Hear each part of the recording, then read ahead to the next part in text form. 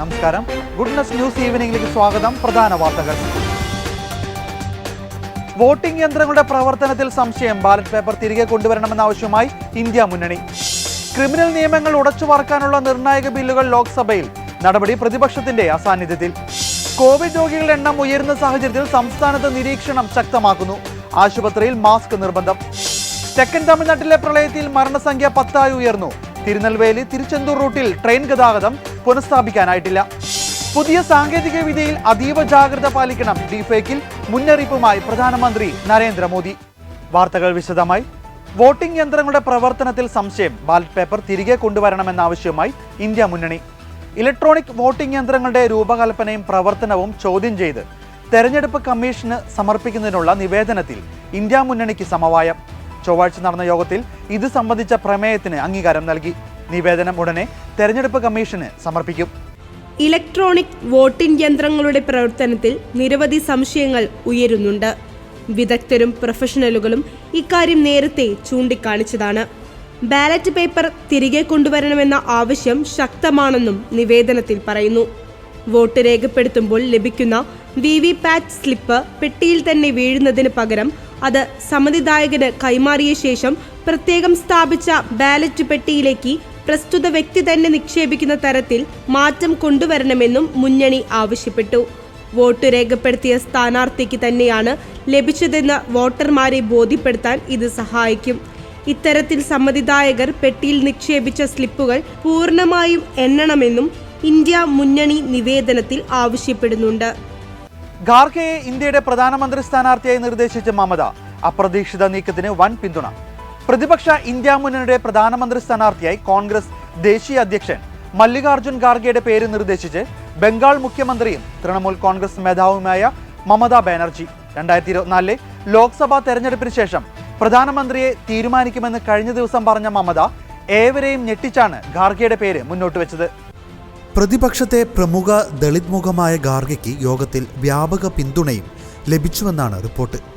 ഡൽഹി മുഖ്യമന്ത്രിയും ആം ആദ്മി പാർട്ടി മേധാവിയുമായ അരവിന്ദ് കെജ്രിവാൾ ഉൾപ്പെടെ യോഗത്തിൽ പങ്കെടുത്ത പ്രതിപക്ഷ കക്ഷികളിൽ 12 പേർ നിർദ്ദേശത്തെ പിന്തുണച്ചുവെന്ന് ദേശീയ മാധ്യമങ്ങൾ റിപ്പോർട്ട് ചെയ്തു. എന്നാൽ ഇത് നിഷേധിച്ച ഖാർഗെ അധസ്ഥിതർക്ക് വേണ്ടി പ്രവർത്തിക്കാൻ മാത്രമാണ് താൻ ആഗ്രഹിക്കുന്നതെന്ന് പറഞ്ഞു.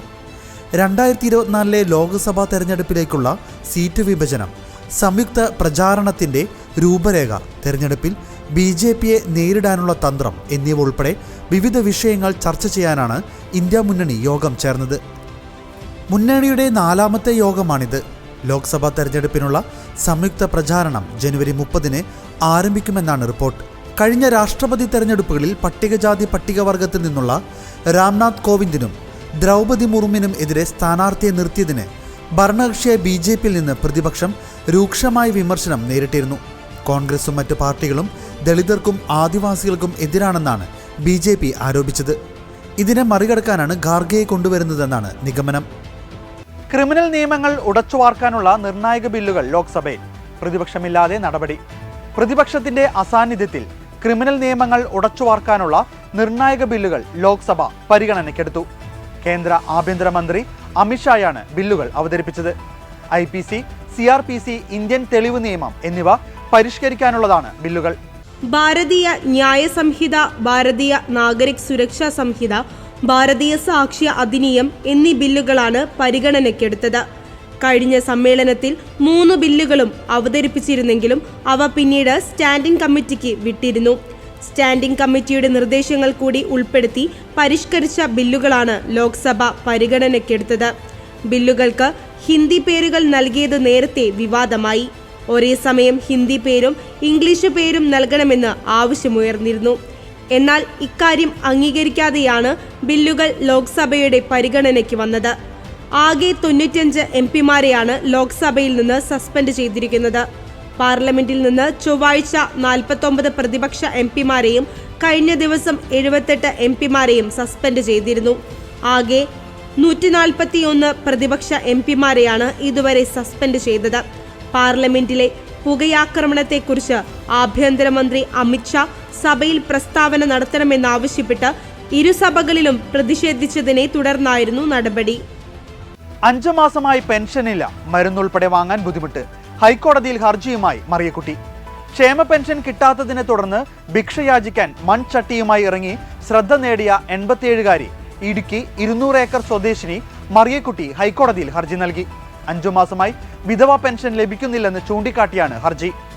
മരുന്നുൾപ്പെടെയുള്ള ആവശ്യ സാധനങ്ങൾ വാങ്ങുന്നതിനായി ബുദ്ധിമുട്ടുകയാണെന്നും ഹർജിയിൽ ചൂണ്ടിക്കാട്ടി. ജൂലൈയിലെ പെൻഷനാണ് ഇതുവരെ ലഭിച്ചത്. മാസാമാസം ലഭിക്കുന്ന 1600 രൂപയിൽ നിന്നാണ് മരുന്നുൾപ്പെടെയുള്ള ആവശ്യ സാധനങ്ങൾ വാങ്ങിയിരുന്നത്. പെൻഷൻ മുടങ്ങുന്നതിനാൽ ജീവിതം വഴിമുട്ടിയ അവസ്ഥയിലാണ്. 3 മക്കളാണുള്ളത്. അവർ പല സ്ഥലങ്ങളിലാണ് താമസം. പെൻഷൻ തുകയിൽ നിന്നാണ് ചെലവുകൾ നടന്നിരുന്നത്. കേന്ദ്രവിഹിതം മുടങ്ങിയതാണ് പെൻഷൻ കിട്ടുന്നതിനുള്ള തടസ്സമെന്നാണ് അറിയുന്നത്. അത് മുടക്കമുണ്ടെങ്കിൽ കുടിശ്ശിക തുക സംസ്ഥാനത്തിന് നൽകുന്നതിനായി നിർദ്ദേശിക്കണം. പെൻഷൻ കൃത്യമായി ലഭിക്കുന്നതിനായി ഇടപെടൽ വേണം. മറിയക്കുട്ടി ഹർജിയിൽ ആവശ്യപ്പെട്ടു. ഹർജി ഹൈക്കോടതി വ്യാഴാഴ്ച പരിഗണിക്കും. വിഷയത്തിൽ സർക്കാരിൻ്റെയും അടിമാലി പഞ്ചായത്തിൻ്റെയും വിശദീകരണം കോടതി തേടി. ആശുപത്രികളിൽ മാസ്ക് നിർബന്ധം. കോവിഡ് പരിശോധന രോഗലക്ഷണമുള്ളവർക്ക് മാത്രം. കോവിഡ് രോഗികളുടെ എണ്ണം ഉയരുന്ന സാഹചര്യത്തിൽ സംസ്ഥാനത്ത് നിരീക്ഷണം ശക്തമാക്കുന്നു. ആശുപത്രി ജീവനക്കാരും ആശുപത്രിയിലെത്തുന്നവരും മാസ്ക് ധരിക്കണമെന്ന് ആരോഗ്യവകുപ്പ് നിർദ്ദേശം. ഗുരുതര രോഗമുള്ളവർ, ഗർഭിണികൾ എന്നിവർക്കും മാസ്ക് നിർബന്ധമാണ്. രോഗലക്ഷണമുള്ളവരെ മാത്രം കോവിഡ് പരിശോധന നടത്തുന്നതാണ് അഭികാമ്യമെന്നാണ് വിലയിരുത്തൽ. കോവിഡ് രോഗികളുടെ എണ്ണം ഉയരുന്ന സാഹചര്യത്തിൽ സംസ്ഥാനത്ത് നിരീക്ഷണം ശക്തമാക്കുന്നു. ആശുപത്രി ജീവനക്കാരും ആശുപത്രിയിലെത്തുന്നവരും മാസ്ക് ധരിക്കണമെന്ന് ആരോഗ്യവകുപ്പ് നിർദ്ദേശം. ഗുരുതര രോഗമുള്ളവർ, ഗർഭിണികൾ എന്നിവർക്കും മാസ്ക് നിർബന്ധമാണ്. രോഗലക്ഷണമുള്ളവരെ മാത്രം കോവിഡ് പരിശോധന നടത്തുന്നതാണ് അഭികാമ്യമെന്നാണ് വിലയിരുത്തൽ. ഗുരുതര രോഗമുള്ളവർ, പ്രായമായവർ, ഗർഭിണികൾ എന്നിവർക്ക് പ്രത്യേക പരിഗണന നൽകും. കോവിഡ് പോസിറ്റീവായാൽ ചികിത്സിക്കുന്ന ആശുപത്രിയിൽ തന്നെ ചികിത്സ ഉറപ്പാക്കണമെന്നും മന്ത്രി വീണ ജോർജിന്റെ നേതൃത്വത്തിൽ ചേർന്ന ഉന്നതതല യോഗം നിർദ്ദേശിച്ചു. കോവിഡ് ബാധിച്ച് സംസ്ഥാനത്ത് ചികിത്സയിലുള്ളത് 1749 പേർ. കഴിഞ്ഞ ദിവസം മാത്രം 115 പേർക്ക് രോഗബാധ സ്ഥിരീകരിച്ചതായാണ് സംസ്ഥാന സർക്കാർ കേന്ദ്ര ആരോഗ്യ മന്ത്രാലയത്തിന് നൽകിയ കണക്ക്. ഒമിക്രോണിന്റെ ഉപവകഭേദമായ JN1 സംസ്ഥാനത്ത് സ്ഥിരീകരിച്ച പശ്ചാത്തലത്തിൽ കേന്ദ്ര ആരോഗ്യ മന്ത്രാലയം ജാഗ്രതാ നിർദ്ദേശം നൽകിയിട്ടുണ്ട്. തലവേദന, മൂക്കൊലിപ്പ് തുടങ്ങിയ ലക്ഷണങ്ങളാണ് JN1 വകഭേദം മൂലമുള്ള കോവിഡ് ബാധയും പ്രകടിപ്പിക്കുന്നത്. രാജ്യത്ത് കോവിഡ് കേസുകൾ കൂടുന്നത് വിലയിരുത്താൻ കേന്ദ്ര ആരോഗ്യമന്ത്രി മൻസുഖ് മാണ്ഡവ്യയുടെ നേതൃത്വത്തിൽ ബുധനാഴ്ച അടിയന്തര യോഗം ചേരും. സംസ്ഥാന ആരോഗ്യമന്ത്രിമാർ, ആരോഗ്യവകുപ്പ് സെക്രട്ടറിമാർ, കേന്ദ്ര ആരോഗ്യ മന്ത്രാലയ ഉദ്യോഗസ്ഥർ, കേന്ദ്രഭരണ പ്രദേശങ്ങളിലെ ബന്ധപ്പെട്ട ഉദ്യോഗസ്ഥർ തുടങ്ങിയവർ പങ്കെടുക്കും. പ്രധാനമന്ത്രിക്ക് ജനങ്ങളോട് പ്രതിബദ്ധതയില്ല. പാർലമെന്റിലെ സുരക്ഷാ വീഴ്ച ഒരു തരത്തിലും ന്യായീകരിക്കാനാകില്ലെന്ന് സോണിയാഗാന്ധി. കോൺഗ്രസ് പാർലമെന്ററി പാർട്ടി യോഗത്തിലാണ് കേന്ദ്ര സർക്കാരിനെതിരെ സോണിയാഗാന്ധി രംഗത്ത് വന്നത്. മോദി സർക്കാരിന്റെ ധാർഷ്ട്യം വിവരിക്കാൻ വാക്കുകളില്ല. കേന്ദ്ര സർക്കാർ ജനാധിപത്യത്തിന്റെ കഴുത്ത് ഞെരിച്ചു. പാർലമെന്റിന് പുറത്ത് മാധ്യമങ്ങളിലൂടെ പ്രസ്താവന നടത്തുന്ന പ്രധാനമന്ത്രിക്ക് ജനങ്ങളോട് പ്രതിബദ്ധതയില്ല. സർക്കാരിനെതിരെ ശബ്ദിച്ചതിന് MP-മാരെ സസ്പെൻഡ് ചെയ്തത് കേട്ടുകേൾവിയില്ലാത്ത തരത്തിലാണ്. പാർലമെന്റിൽ ഗുരുതരമായ സുരക്ഷാ വീഴ്ചയാണ് സംഭവിച്ചത്. അതിൽ പ്രധാനമന്ത്രി, ആഭ്യന്തരമന്ത്രി എന്നിവർ പ്രസ്താവന നടത്തണം. അത് ആവശ്യപ്പെടേണ്ടത് പ്രതിപക്ഷത്തിന്റെ ചുമതലയാണ്. അതാണ് MP-മാർ നിർവഹിച്ചത്. പക്ഷേ പാർലമെന്റിനെ അപമാനിക്കുന്ന സമീപനമാണ് സർക്കാരിന്റെ ഭാഗത്തു നിന്നുണ്ടായത്. പാർലമെന്റിന്റെ അന്തസ്സിനെ ഇല്ലാതാക്കുകയാണ് കേന്ദ്ര സർക്കാർ. കോൺഗ്രസിന്റെ ശബ്ദത്തെ ഇല്ലാതാക്കാനാകില്ല. കോൺഗ്രസ് ശക്തമായി മുന്നോട്ടു പോകും, സോണിയാഗാന്ധി പറഞ്ഞു. തെക്കൻ തമിഴ്നാട്ടിലെ പ്രളയത്തിൽ മരണം 10. ട്രെയിൻ ഗതാഗതം പുനഃസ്ഥാപിച്ചില്ല. കേന്ദ്ര സംഘം ഇന്നെത്തും. തിരുച്ചെന്തൂർ റൂട്ടിലാണ് ട്രെയിൻ ഗതാഗതം പുനഃസ്ഥാപിക്കാനാകാതിരുന്നത്. ഈ റൂട്ടിലെ 16 ട്രെയിനുകൾ റദ്ദാക്കി. പ്രളയത്തെ തുടർന്ന് 3 ജില്ലകളിലെ സ്കൂളുകൾക്ക് ഇന്ന് അവധി പ്രഖ്യാപിച്ചു. തിരുനെൽവേലി, തെങ്കാശി, തൂത്തുക്കുടി എന്നീ 3 ജില്ലകളിലെ സ്കൂളുകൾക്കാണ് അവധി പ്രഖ്യാപിച്ചത്. ഇതിനിടെ കേന്ദ്ര സംഘം ഇന്ന് തൂത്തുക്കുടിയിലെ പ്രളയമേഖലകൾ സന്ദർശിക്കും. തെക്കൻ ജില്ലകളിൽ മരണം 10. അതേസമയം പ്രളയത്തിൽ തമിഴ്നാട്ടിലെ രാഷ്ട്രീയ പോര് തുടരുകയാണ്. തമിഴ്നാട് ഗവർണർക്കെതിരെ ധനമന്ത്രി തങ്കം തെന്നരശ് രംഗത്തെത്തി. ഗവർണർ RN രവി കള്ളം പറയുന്നുവെന്ന് ധനമന്ത്രി തങ്കം തെന്നരശ് ആരോപിച്ചു. കേന്ദ്ര ഏജൻസികളുമായി കൈകോർത്താണ് രക്ഷാപ്രവർത്തനമെന്നും സൈന്യവും NDRFും സജീവമായുള്ളപ്പോൾ ഗവർണർ എന്താണ് പറയുന്നതെന്നും മന്ത്രി ചോദിച്ചു. വെള്ളം ഇറങ്ങിത്തുടങ്ങിയ തെക്കൻ തമിഴ്നാട്ടിൽ രക്ഷാപ്രവർത്തനം ഊർജിതമാണ്. തൂത്തുക്കുടിയിലും തിരുനെൽവേലിയിലും സൈന്യത്തിന്റെയും ദേശീയ ദുരന്ത നിവാരണ സേനയുടെയും നേതൃത്വത്തിലാണ് രക്ഷാപ്രവർത്തനം. ദില്ലി സന്ദർശനം പൂർത്തിയാക്കിയ ശേഷം ഇന്ന് ചെന്നൈയിൽ തിരിച്ചെത്തുന്ന മുഖ്യമന്ത്രി സ്റ്റാലിൻ വൈകിട്ട് മധുരയ്ക്ക് പോകും. നാളെ തൂത്തുക്കുടിയിലെ പ്രളയമേഖലകൾ സന്ദർശിക്കും. കേന്ദ്ര സംഘം ഇന്ന് തൂത്തുക്കുടിയിൽ എത്തുന്നതുകൊണ്ടാണ് സ്റ്റാലിന്റെ വരവ് നീട്ടിയതെന്നാണ് വിശദീകരണം. സംസ്ഥാനത്തെ പ്രളയം ദേശീയ ദുരന്തമായി പ്രഖ്യാപിക്കണമെന്നും ദുരിതാശ്വാസ പ്രവർത്തനങ്ങൾക്കായി 2000 കോടി രൂപ ഉടൻ അനുവദിക്കണമെന്നും സ്റ്റാലിൻ ഇന്നലെ പ്രധാനമന്ത്രിയായുള്ള കൂടിക്കാഴ്ചയിൽ ആവശ്യപ്പെട്ടിരുന്നു. വയനാട്ടിൽ നിന്ന് പിടിയിലായ നരഭോജി കടുവയ്ക്ക് നാളെ ശസ്ത്രക്രിയ. മുഖത്തെ മുറിവിന് 8 സെന്റിമീറ്റർ ആഴം. വയനാട്ടിൽ നിന്ന് പിടിയിലായ പുത്തൂർ സുവോളജിക്കൽ പാർക്കിലേക്ക് മാറ്റിയ നരഭോജി കടുവയുടെ മുഖത്തെ മുറിവ് ആഴമേറിയതെന്ന് പരിശോധനയിൽ വ്യക്തമായി. മുറിവിന് 8 സെന്റിമീറ്ററോളം ആഴമുണ്ടെന്നാണ് വിലയിരുത്തൽ. വനത്തിനുള്ളിൽ കടുവകൾ തമ്മിലുണ്ടായ ഏറ്റുമുട്ടലിൽ ഉണ്ടായതാണ് മുറിവെന്നാണ് നിഗമനം. കടുവയെ ശസ്ത്രക്രിയയ്ക്ക് വിധേയമാക്കാനാണ് ഇപ്പോഴത്തെ തീരുമാനം. ചികിത്സയ്ക്ക് വേണ്ടി കടുവയെ മയക്കുന്നതിനുള്ള അനുമതി ചീഫ് വൈൽഡ് ലൈഫ് വാർഡൻ നൽകി. നാളുച്ചയ്ക്ക് വെറ്റിനറി സർവകലാശാലയിൽ നിന്നുള്ള വിദഗ്ധ ഡോക്ടർമാരുടെ നേതൃത്വത്തിലാണ് ശസ്ത്രക്രിയ നടക്കുക. പരിക്കിനെ തുടർന്ന് കടുവയ്ക്ക് ശാരീരിക അവശതയും കടുത്ത വേദനയുമുണ്ടെന്നാണ് സുവോളജിക്കൽ പാർക്കിൽ നിന്ന് അറിയിച്ചത്. പുത്തൂർ സുവോളജിക്കൽ പാർക്കിലേക്ക് ഇന്നലെയാണ് വയനാട്ടിൽ പിടിയിലായ കടുവയെ എത്തിച്ചത്. 13 വയസ്സ് പ്രായമുള്ള കടുവയെ 40 മുതൽ 60 ദിവസം വരെ പുത്തൂർ സുവോളജിക്കൽ പാർക്കിൽ ക്വാറന്റൈനിൽ നിർത്തും. നിലവിൽ നിരീക്ഷണ കേന്ദ്രത്തിലുള്ള കടുവയ്ക്ക് ദിവസം 6 കിലോ ബീഫ് അടക്കം ഭക്ഷണം നൽകും. നെയ്യാറിൽ നിന്നെത്തിച്ച വൈഗ, ദുർഗ എന്നീ പേരുകളുള്ള മറ്റ് 2 കടുവകളും പുത്തൂരിലെ നിരീക്ഷണ കേന്ദ്രത്തിലുണ്ട്.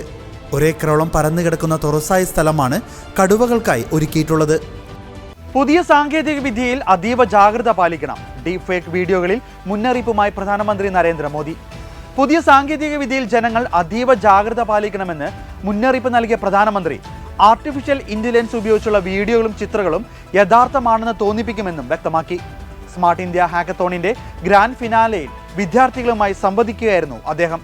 പുതിയ സാങ്കേതിക വിദ്യയിൽ നാം ജാഗ്രത പാലിക്കണം. ശ്രദ്ധയോടെ ഉപയോഗിച്ചാൽ അവ വളരെ ഉപയോഗപ്രദമാകും. അവ ദുരുപയോഗം ചെയ്താൽ അത് വലിയ പ്രശ്നങ്ങൾ സൃഷ്ടിക്കും. AI-യുടെ സഹായത്തോടെ നിർമ്മിച്ച ഡീപ് ഫേക്ക് വീഡിയോകളെക്കുറിച്ച് ജാഗ്രതയുണ്ടാകണം. ഈ വീഡിയോകൾ യഥാർത്ഥമായി കാണപ്പെടുന്നു. അതിനാൽ ഒരു വീഡിയോയുടെയോ ചിത്രത്തിൻ്റെയോ ആധികാരികത വിശ്വസിക്കുന്നതിന് മുൻപ് നമ്മൾ ശ്രദ്ധാലുവായിരിക്കണം. AI-യുടെ ആഗോള ചട്ടക്കൂടിന് ഇന്ത്യ ഊന്നൽ നൽകുന്നുവെന്നും പ്രധാനമന്ത്രി പറഞ്ഞു. രശ്മിക മന്ദാന, കാജോൾ, കത്രീന കൈഫ് തുടങ്ങി നിരവധി ബോളിവുഡ് നടിമാരുടെ ഡീപ് ഫേക്ക് വീഡിയോകൾ സമൂഹ മാധ്യമങ്ങളിൽ പ്രചരിച്ചിരുന്നു. ഇതിന്റെ പശ്ചാത്തലത്തിലാണ് പ്രധാനമന്ത്രിയുടെ പരാമർശം. നവംബർ 22-ന് നടന്ന G20 വെർച്വൽ ഉച്ചകോടിയിൽ സമൂഹത്തിനും വ്യക്തികൾക്കും ഡീപ് ഫേക്കുകൾ എത്രത്തോളം അപകടകരമാണെന്ന് മനസ്സിലാക്കി മുന്നോട്ട് പ്രവർത്തിക്കേണ്ടതുണ്ടെന്ന് പ്രധാനമന്ത്രി പറഞ്ഞിരുന്നു. AI ജനങ്ങളിലേക്ക് എത്തണമെന്ന് ആഗ്രഹിക്കുന്നുവെന്നും എന്നാൽ അത് സമൂഹത്തിന് സുരക്ഷിതമായിരിക്കണമെന്നും പ്രധാനമന്ത്രി കൂട്ടിച്ചേർത്തു. ആദ്യ ഏകദിനത്തിലെ 8 വിക്കറ്റ് തോൽവിക്ക് ദക്ഷിണാഫ്രിക്ക അതേ നാണയത്തിൽ പകരം വീട്ടി. ഇന്ത്യക്കെതിരായ പരമ്പരയിലെ 2ാം മത്സരത്തിൽ ആതിഥേയർക്ക് 8 വിക്കറ്റ് ജയം. ഇന്ത്യ 46.2 ഓവറിൽ 211 പുറത്ത്. ദക്ഷിണാഫ്രിക്ക 42.3 ഓവറിൽ 2-ന് 215 റൺസ് എടുത്തു. 3 മത്സര പരമ്പര ഇതോടെ സമനിലയിലായി. നിർണായകമായ അവസാന മത്സരം നാളെ. ചെറിയ സ്കോറിന് ഇന്ത്യയെ എറിഞ്ഞൊതുക്കിയ ദക്ഷിണാഫ്രിക്ക അനായാസമായാണ് വിജയത്തിലെത്തിയത്. സെഞ്ചുറി നേടിയ ഓപ്പണർ ടോണി ഡി സോർസിയാണ് ദക്ഷിണാഫ്രിക്കൻ വിജയശില്പി. റീസ ഹെൻഡ്രിക്സ് 52-ഉം റെസി വാൻഡർ ദസൻ 36-ഉം എന്നിവർ മികച്ച പിന്തുണ നൽകി. 1-ാം വിക്കറ്റിൽ ഹെൻഡ്രിക്സ് സോർസി സഖ്യം 130 റൺസ് നേടിയപ്പോൾ തന്നെ ദക്ഷിണാഫ്രിക്കയുടെ വിജയവഴി തെളിഞ്ഞു. 9 4-ഉം 6 6-ഉം അടങ്ങുന്നതാണ് സോർസിയുടെ ഇന്നിംഗ്സ്. കരിയറിലെ 4ാം ഏകദിനം കളിച്ച സോർസിയുടെ കന്നി സെഞ്ചുറിയാണിത്. ഹെൻഡ്രിക്സ് 7 4 അടിച്ചു. ഇന്ത്യക്ക് വേണ്ടി തൻ്റെ അരങ്ങേറ്റ മത്സരമായ 1ാം ഏകദിനത്തിൽ അർദ്ധ സെഞ്ചുറി നേടിയ സുദർശൻ ആ ഫോം ഇന്നലെയും തുടർന്നു. ക്യാപ്റ്റൻ രാഹുൽ മികച്ച പിന്തുണ നൽകിയതോടെ തമിഴ്നാട്ടുകാരൻ താരൻ മികച്ച ഡ്രൈവുകളും ഫുൾ ഷോട്ടുകളുമായി കളം നിറഞ്ഞു. 3ാം വിക്കറ്റിൽ 68 റൺസാണ് ഇരുവരും ചേർന്ന് നേടിയത്. 27ാം ഓവറിൽ സുദർശനൻ പുറത്തായതോടെ ഇന്ത്യയുടെ തകർച്ച തുടങ്ങി. പിന്നാലെ വന്ന സഞ്ജു സാംസൺ അവസരം മുതലാക്കാനായില്ല.